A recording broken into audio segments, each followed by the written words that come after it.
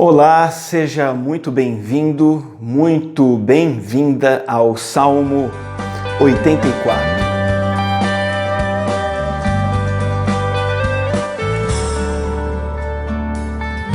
Quão amáveis são os teus tabernáculos, Senhor dos exércitos. A minha alma suspira e desfalece pelos teus átrios. O pardal encontrou casa, a andorinha ninho para si. Eu encontrei teus altares, Senhor, Rei meu.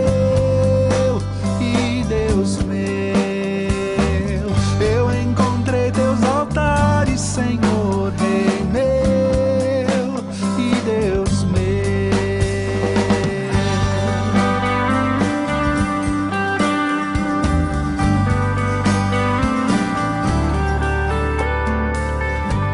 Bem-aventurados aqueles que habitam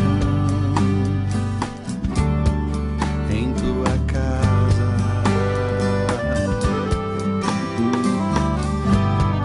pois um só dia, Senhor, nos teus átrios vale mais que o pardal encontrou casa, a andorinha ninho para si. Eu encontrei teus altares, Senhor, Rei meu.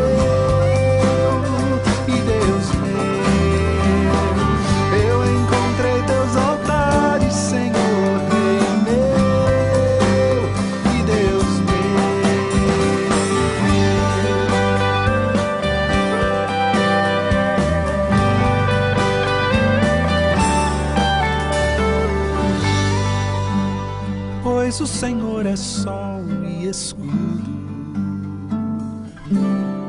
dá graça e glória.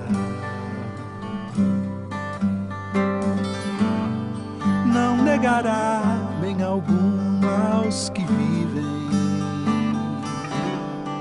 corretamente. O pardal encontrou casa, a andorinha ninho para si. Eu encontrei teus altares, Senhor, Rei meu e Deus meu. Eu encontrei teus altares, Senhor, Rei meu e Deus meu. Eu encontrei alegria, Senhor, Rei meu.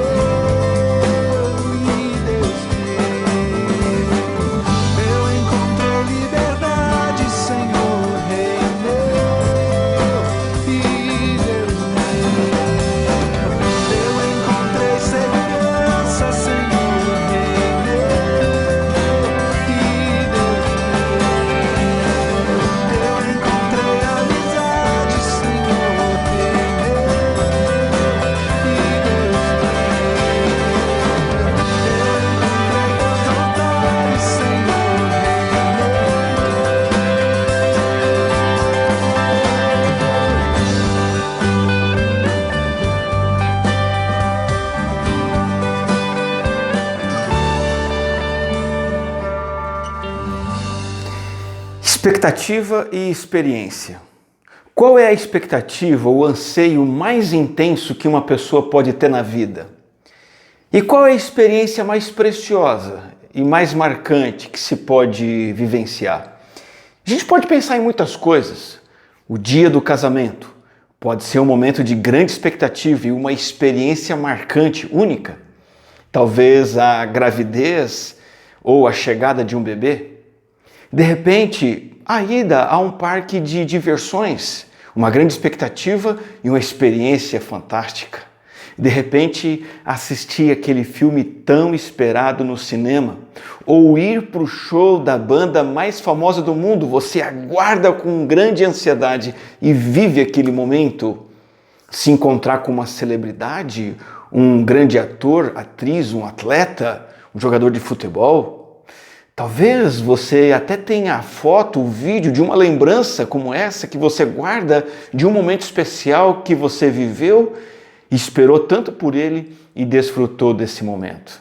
Existem vídeos na internet que são virais de pessoas comuns se encontrando com super estrelas.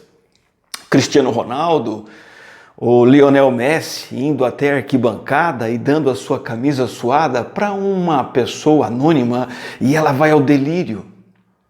Eu soube que Coldplay, uma banda famosíssima, fez um show no Brasil e fãs entraram na fila 30 horas antes do show começar. Isso mesmo, 30 horas, praticamente 2 dias antes. O Salmo 84 nos fala de outra experiência e de outra expectativa que realmente é marcante e definitivamente marcante. O Salmo 84 é um dos salmos que a gente chama de salmo de peregrinação. Por quê? Porque eram usados liturgicamente. Então, peregrinos judeus que moravam em outras regiões afora de Jerusalém, na Judéia, e faziam a procissão, a caminhada, a caminho de Jerusalém, e entoavam esses salmos, principalmente em 3 ocasiões anuais prescritas, conforme a gente vê no livro de Êxodo, no livro de Deuteronômio. Essas 3 ocasiões principais eram a festa dos pães sem fermento, a festa das semanas, Pentecostes, colheita, e a festa de tabernáculos ou das cabanas. O Salmo 84 descreve a alegria de um fiel peregrinando numa dessas viagens e o foco todo da atenção é a expectativa, o anseio e o privilégio de chegar no templo, lá em Jerusalém, e estar ali na presença de Deus. Esse salmo tem uma linguagem intensa, uma carga emocional, poética, profundamente afetuosa para falar disso. 3 partes tem o salmo. Primeiro, a expectativa pela presença de Deus, nos versículos 1, 2, 3 e 4. Segundo, a busca perseverante e apaixonada por essa experiência de estar com Deus, versículos 5 a 8. E terceiro, o valor singular, o valor extravagante, precioso, que estar na presença de Deus representa nos versos 9, 10, 11 e 12. Nessa primeira reflexão eu quero olhar com você para os versos 1 a 4, a expectativa, o anseio pela presença de Deus no templo. Diz assim: como é agradável o lugar da tua habitação, Senhor dos exércitos. A minha alma anela e até desfalece pelos átrios do Senhor. O meu coração e o meu corpo cantam de alegria ao Deus vivo. Até o pardal achou um lar e a andorinha um ninho para si, para abrigar os seus filhotes, um lugar perto do teu altar, ó Senhor dos exércitos, meu Rei e meu Deus. Como são felizes os que habitam em tua casa, louvam-te sem cessar. Esses versos 1 a 4 falam desse anseio pela presença de Deus lá no templo. E o verso 1 já começa falando desse lugar da habitação e descreve o templo, o lugar onde Deus habita e onde ele pode ser encontrado. E de fato, todo fiel sabia que nem a terra, nem mesmo os mais altos céus podem abrigar a Deus e a sua presença, muito menos um templo feito por mãos humanas como o Templo de Jerusalém.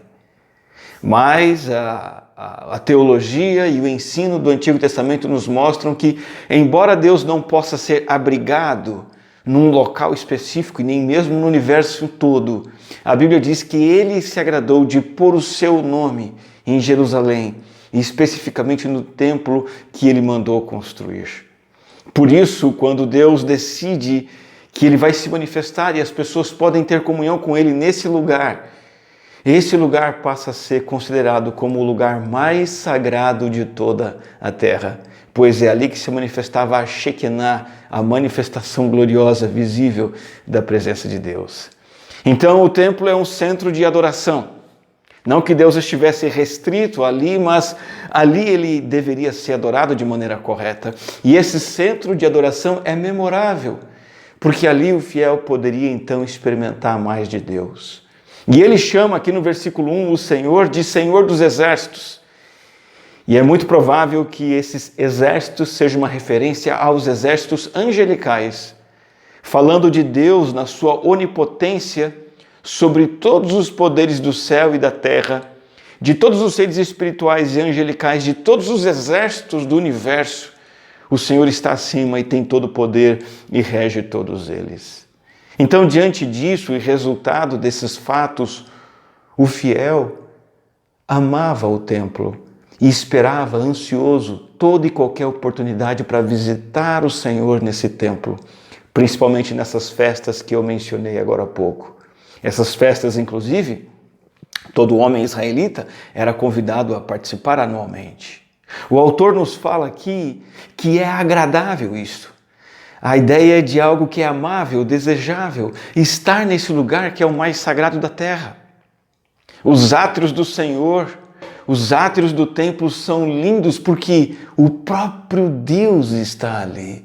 E então nós caminhamos para o versículo 2, quando ele vai dizer do interesse dele de estar na presença de Deus, e ele fala sobre anelar, ele fala sobre desfalecer e cantar de alegria. O salmista é consumido pelo desejo de adorar a Deus no templo, porque entrar nos átrios do Senhor é o mesmo que se aproximar do próprio Deus vivo. Todo o ser, toda a alma, todo o coração, todo o corpo anseia estar ali.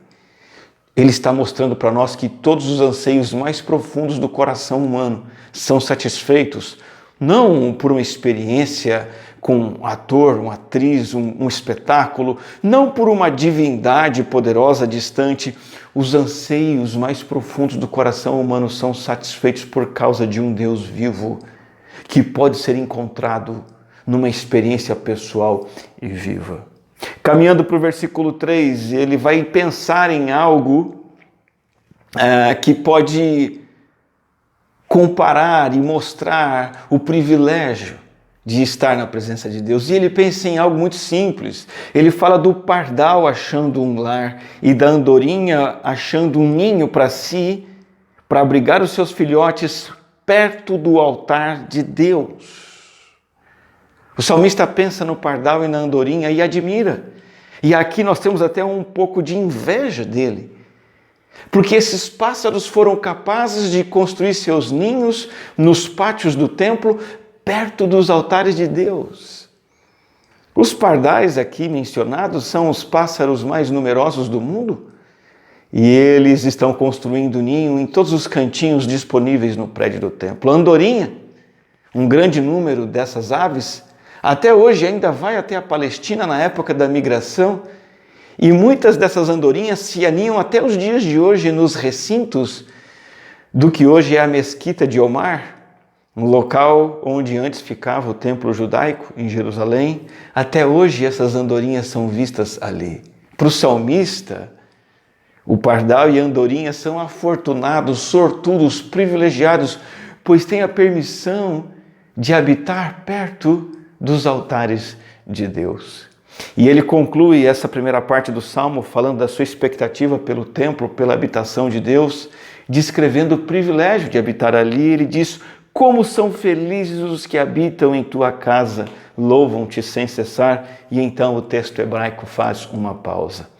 Essa palavra, como são felizes, bem-aventurados, é usada 3 vezes, versículo 4, versículo 5 e versículo 12 do Salmo, descrevendo a felicidade plena daqueles que, como os coraitas, autores desse Salmo, que eram os levitas que participavam da adoração, cuidavam da adoração, há uma felicidade plena de se alojar na casa de Deus e ali estar e ali permanecer. Deixa eu dizer uma coisa para você, a dispensação da lei e do templo terminou. O templo como local de Deus, da sua habitação, da sua manifestação foi abolido No ano 70 ele foi destruído, nunca mais foi reconstruído. O Senhor Jesus Cristo, em seu ministério terreno, disse com todas as letras: eu sou o templo da habitação de Deus. E o verdadeiro templo agora é Cristo, e onde Cristo habita. E essa experiência no templo de Deus é uma experiência ainda mais marcante. O texto de Hebreus, capítulo 10, versículo 19, vai nos dizer o seguinte: portanto, irmãos, temos plena confiança para entrar no lugar santíssimo pelo sangue de Jesus. Jesus é o novo e vivo caminho que Ele nos abriu por meio do véu, e o véu não é mais aquele véu do templo, é o seu corpo, diz Hebreus. E então ele segue dizendo para nós: temos, pois, um grande sumo sacerdote sobre a casa de Deus, assim, aproximemo-nos de Deus com o coração sincero e com plena convicção de fé, tendo os corações aspergidos para nos purificar de uma consciência culpada e nossos corpos lavados com água pura. Nós podemos acessar a presença de Deus de uma maneira muito mais marcante, muito mais impressionante, muito mais profunda do que o autor do Salmo 84 poderia. E a nossa expectativa pode ser muito maior que a dele. Então eu quero finalizar essa reflexão fazendo 3 colocações para você. Primeira, esse salmo nos ensina que a expectativa de Deus, expectativa da presença de Deus, expectativa da comunhão com Deus, expectativa de adorar a Deus, a expectativa de Deus é a mais importante e a maior que uma pessoa pode ter. Agora, é assim para você? Ou talvez em seu coração ainda expectativas idólatras estejam disputando com a expectativa de Deus?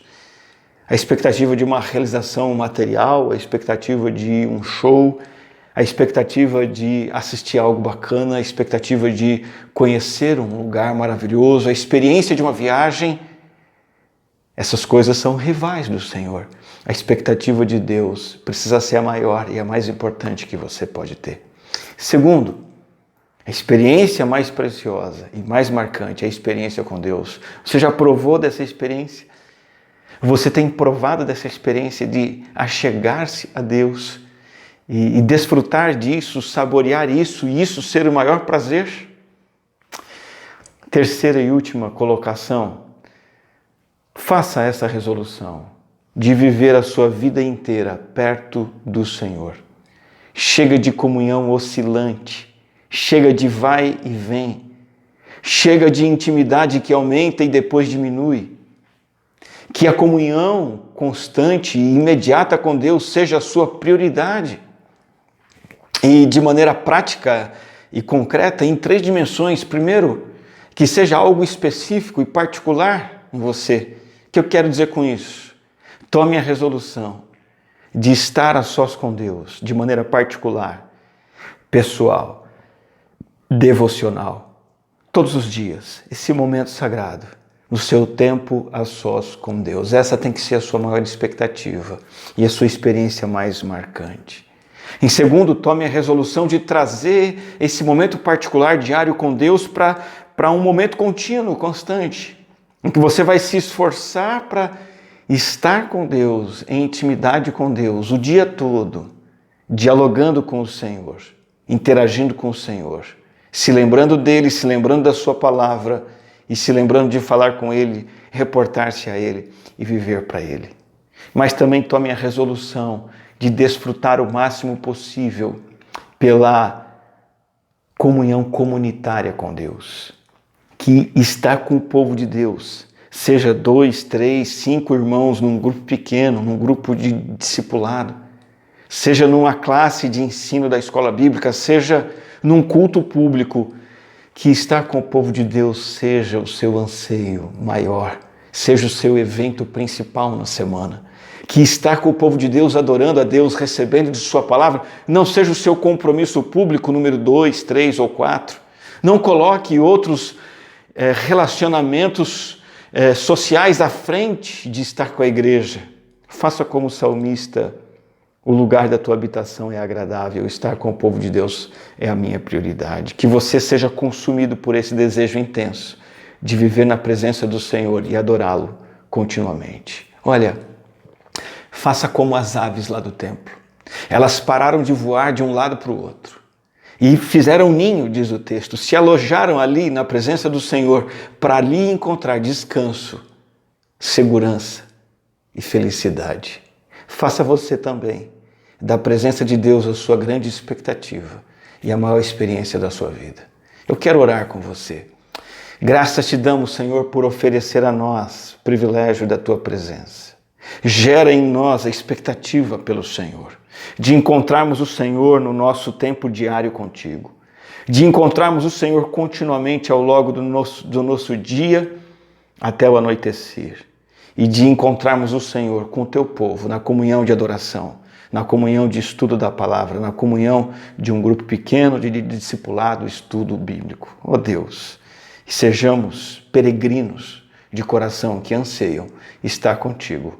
É o nosso pedido, também o nosso louvor, em nome do teu Filho amado Jesus. Amém. Que Deus te abençoe.